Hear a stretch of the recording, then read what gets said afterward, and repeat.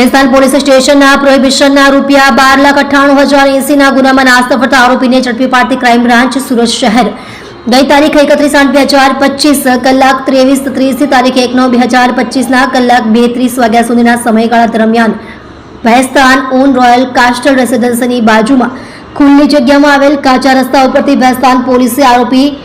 અઝીમ રહીમ ઉમર શેખ નાએ પોતાના આર્થિક લાભ સારું વગર પાસ પરમિટે ગેરકાયદેસર રીતે ભારતીય બનાવટની કિંગફિશર સુપર સ્ટ્રોંગ પ્રીમિયમ બિયરના 500 મિલીના ટીન નંગ 2664 જેની કિંમત ₹5,86,080 તથા એક આઈશર ટેમ્પો જેનો રજિસ્ટ્રેશન નંબર DN09597871 જેની કિંમત ₹7 લાખ તથા બે મોબાઈલ ફોનની કિંમત ₹12,000 મળી કુલની કિંમત ₹12,98,080 ની મત્તાના મુદ્દામાલ સાથે પકડી પાડી આરોપીઓ ઉત્તમ બંકિમકર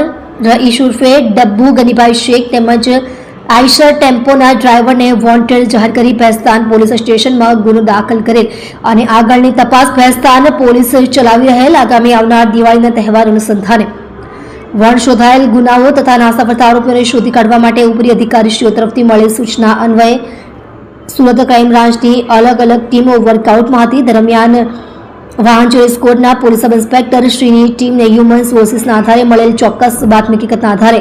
ઓન સનામિલ પાસેથી આરોપી ઉત્તમ બંકિમકરને ઝડપી પાડી મજકૂર આરોપીને ભેસ્તાન પોલીસ સ્ટેશનમાં સોંપવા તજવીજ હાથ ધરેલ છે।